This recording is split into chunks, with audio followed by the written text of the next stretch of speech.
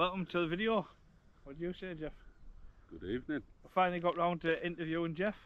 And a fine summer's evening it is, my child. Not a breath of wind. No. Not even from my body burps. Nothing. So, Geoff,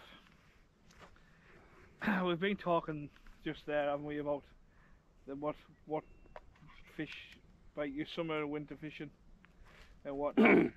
What do you think the difference is between, like we were saying, me and Geoff were saying we wouldn't come out in the summer if it was pissing down and blowing a gale like we would in the winter for cod fishing. So what drives us? The question is, what do you think drives us to go cod fishing? Me personally is I love come bass fishing, as everybody knows, but I've caught my big double figure bass. Right. I've caught that. That's history now. What I need to do now is why I'm edging towards cod fishing, is to catch that big cod. That big one. Now I'd be happy with one from anywhere from 5 to 7, maybe 10 pound if I'm lucky. 10 pounds a good fish, I know that.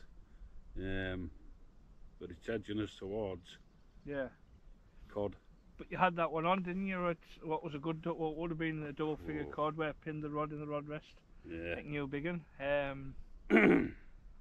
So you've had that one on, but you just lost it in the weight in the kelp. But there's a difference, isn't there? It's like I was saying, I wouldn't go fishing now in the summer if it was pissing down and blowing a gale.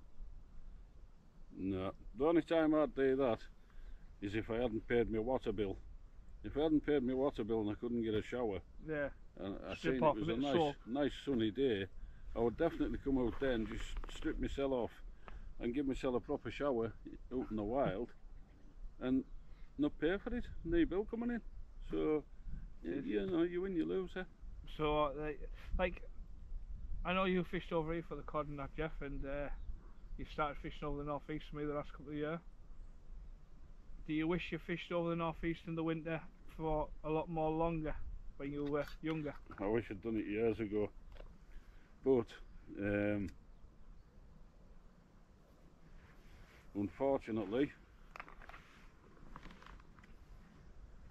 I didn't have the pleasure of knowing the main man. The main man, I didn't know him all them years ago. Then again, all them years ago, he'd have been a fucking young lad. That's it, aye. Catching cod. You know what I mean? This is an age difference, you know. 20 years, maybe. 25 years. Well, I'm 60. I'm 38. You know, so it's 22 years, isn't it? So I remember being like 7, 8-year-old fishing Horden Beach, and like big northerly blowing, and back then it used to go a lot further, no, like the slag. It used to be slippy and the slag off the pit. I like that word. I love that word. Can you say it once more? Slag. Oh yes, please, please. Anyways. So like it used to be the water. It used to be the sea coal used to be in the breakers, smashing up, and when the sea was on, you were always guaranteed to catch the fish. But back then, like the average stamp of fish was like 5, 6, 7, 8. That was average. That was the norm. Where now them 5, 6, 7, 8s are classed as a good fish. Good fish. Yeah. If you got a 5, 6 pounder, say 15 years ago, it was normal. Where now, so there's something going fucking wrong somewhere. A double figure fish now is classed as a fish of a lifetime, isn't it? Like I've had my double cod. You've had your double figure bass. And I've had my double fillet pollock and all. So you know, I think that's why I haven't been over fishing for the pollock. Well, I've had the double figure bass, the double figure small down, the double figure skate, the double figure bullocks. You know what I mean? So I'm doing all right, but my target is, and my next hope is that I'm lucky enough. Some people say I'm lucky anyway.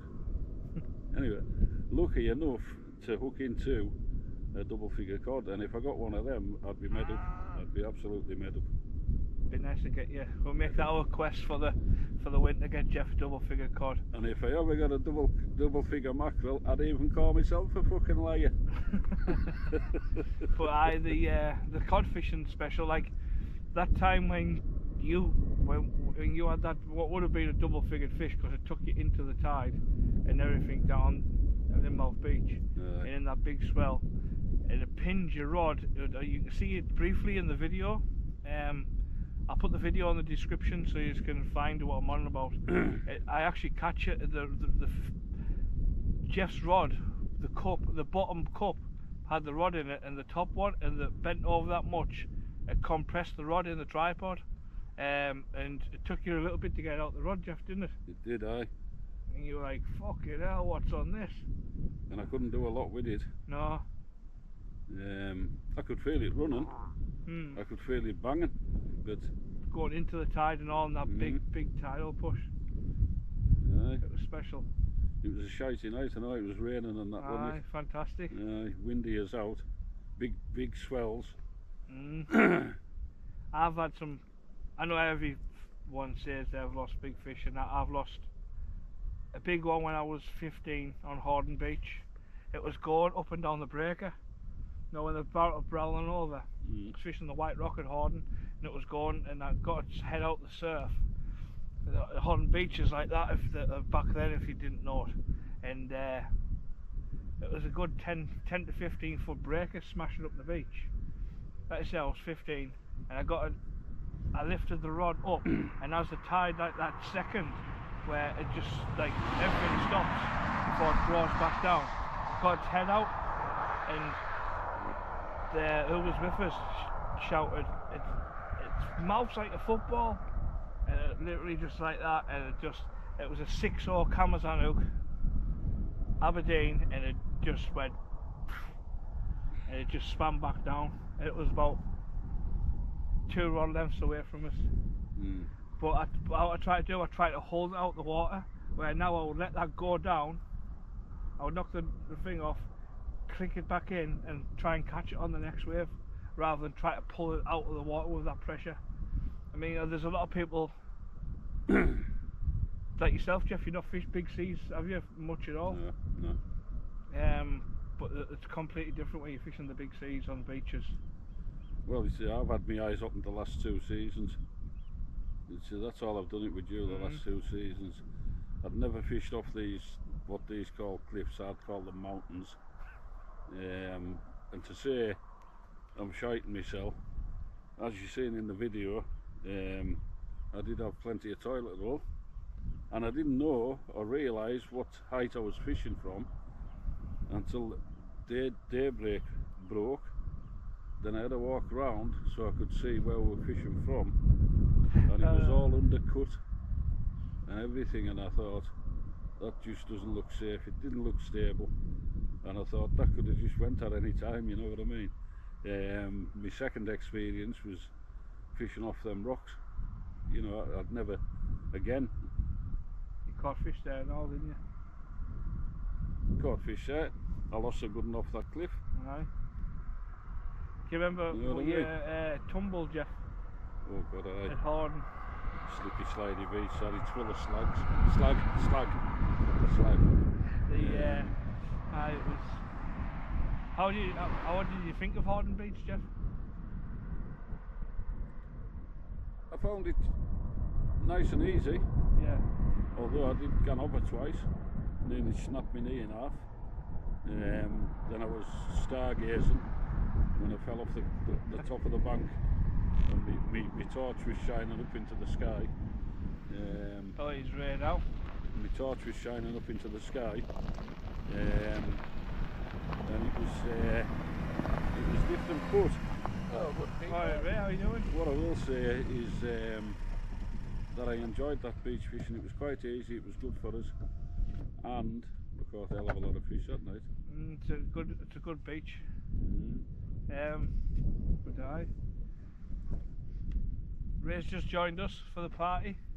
Just Ray, interviewing Geoff, Ray. we're just having a little interview there if you want to come in.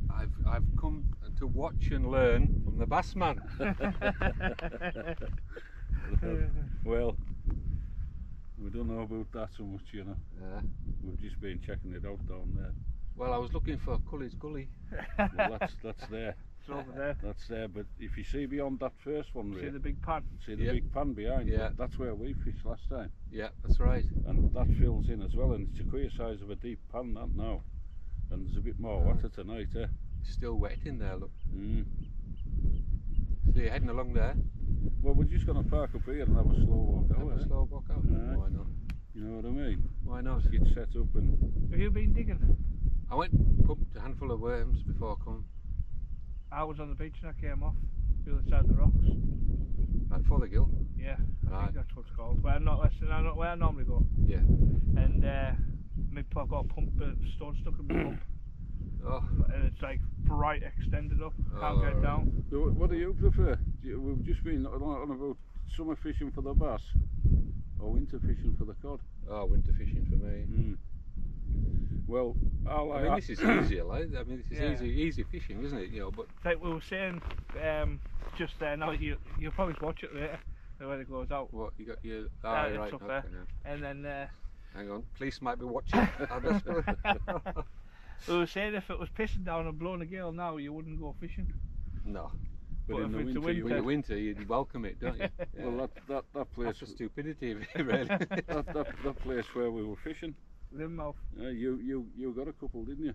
Oh yes, And I lost that big one. power station, wasn't it? Aye. Aye. The old Well, ragwell factory. We were just on about that, do you? That's changed so much. That's Like they used to have rag beds there, didn't they? yeah, It's, the big.